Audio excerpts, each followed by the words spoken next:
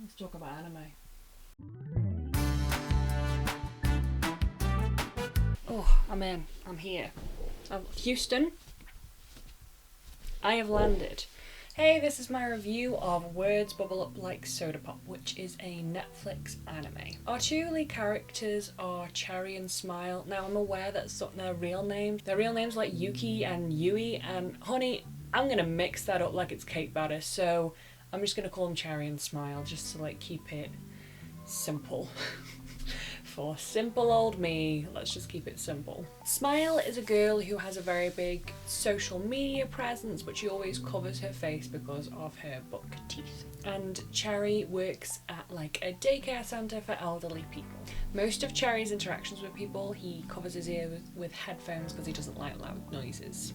One of the parts of the film I found very interesting and I could relate to a lot was Smile's issues with her appearance, because as we saw earlier in the film, she was filmed by her parents and she had the buck teeth and everybody loved them. They thought she looked really cute.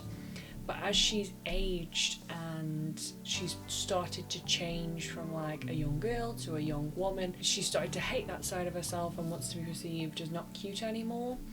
And grown up as a female, I found that super relatable to like things that when you were a child were really cute, and then you sort of get into adolescence and you're like struggling with your identity and what it means to be an adult and what it means to be a girl and blah de blah. And I think everyone's got different senses of what that means to them, but I found hers quite relatable.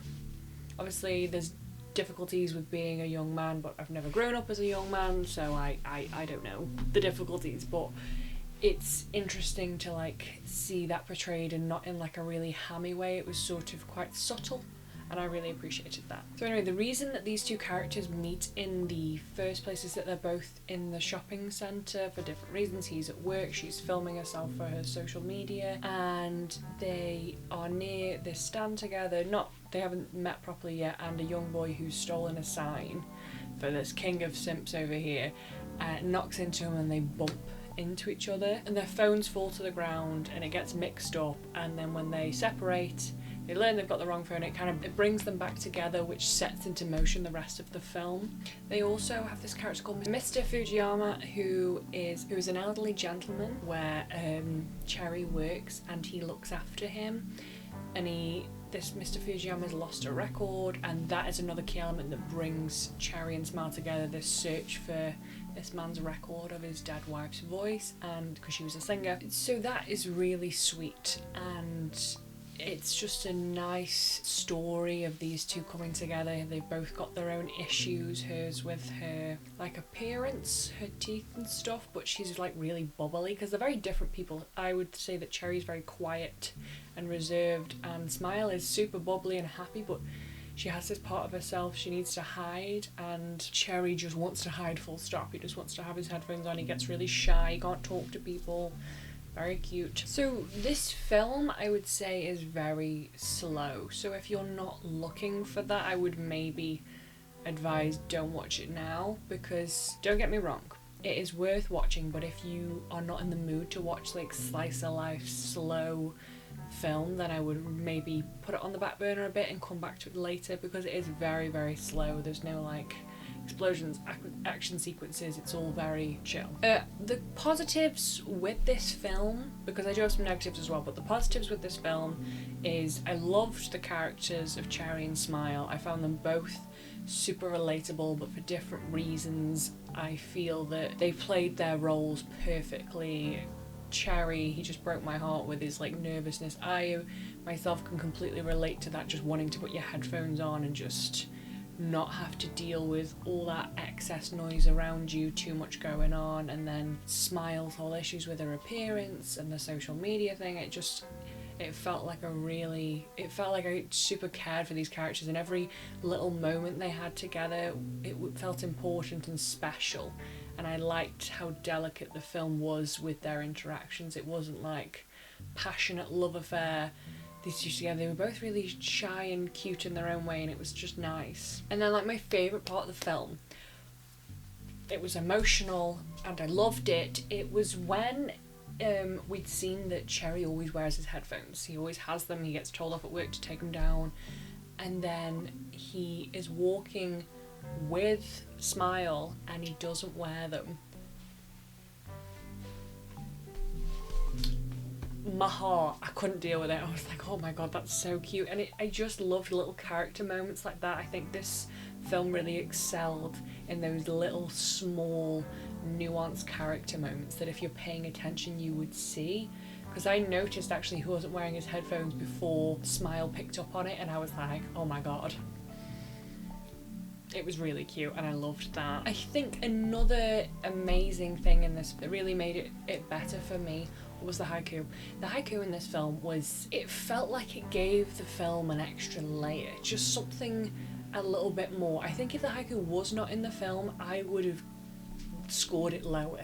But because it was there was just these like beautiful moments with language that, as someone who like loves stories, who, you know, I write as well, I love when people use language in effective and powerful ways, poetry and stuff like that. I find it so interesting. And my favourite ones, I've forgotten all the words, so I'm gonna play the clip rather than me butchering it.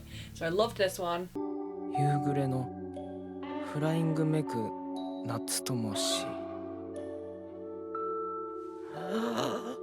And I loved this one, that one.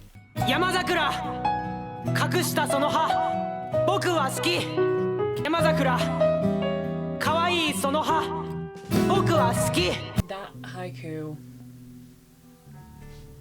emotional, made me cry. I just thought it was so sweet, and it was so like, it was so cute. It was just beautiful, and I was like, I couldn't deal with how nice it was at times. But yeah, I think the haiku in this film really gave it just an extra layer and made it just a little bit more beautiful, I think. I think it would have suffered if it didn't have the haiku in it. The art style was really cute, really nice.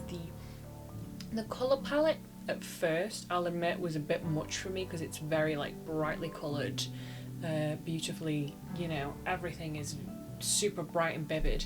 So at first I was like, whoa, too much is going on. I think it was the scene when he's skating through the shopping centre, everything's just going off and he's trying to get away from the guards and all that. But I think once the movie slowed down and you got into just their interactions, I got over the colour issues that I was having. But I liked it in the end. I think it was appropriate for the film. I had to adjust myself for just a second, being like, whoa, this is really colourful. Because I think I was watching quite dark and dreary stuff beforehand, so it was a bit of a tonal shift. Some of the negatives I found with the story is that it was a little bit predictable at times, which was a shame because I think like I picked up on things like before they happened. For example, spoilers, so if you want to skip you can skip. I knew that the record would be behind the shelves because of the call to from when he dropped his book. I knew that she was going to break the disc and there was going to be an issue, and then the second they got back to the daycare centre and that I saw the record on the wall, I was like, boom, that's the record. I didn't even need to be told that. So that was kind of a shame because I felt like the story had really decent moments, but it just was tainted a little bit by the predictable nature of the story beats, which was sad, really. It was really sad. Overall, I would give this film a 7 out of 10. I did enjoy it, but the predictable elements sometimes left things a little bit lackluster because I was like, well, this is going to happen, then this is going to happen. So I would have liked a little bit more in the regards of storytelling and not so obvious with what's coming next. But the film was cute. I would recommend you watch this film in like, for some reason this is the vibe I'm getting. I think it would be perfect for like a winter's evening. There's a cup of tea, maybe you've got cake, you know what I mean? A blanket, socks, a woolly jumper. That I feel like would be the perfect surrounding. And then this film, like I know it's like a Somerset film. Not Somerset, it's not West Country. Their neighbours in our apples. I mean set in summer, but I think winter and like a nice hot chocolate or cup of tea. Ooh, journey with. And then this film I think would be perfect. Yeah, so that's my review of Words Bubble Up Like Soda Pop. I hope you have enjoyed. There's other reviews on my channel if you want to watch them as well, so thank you for that and ciao for now.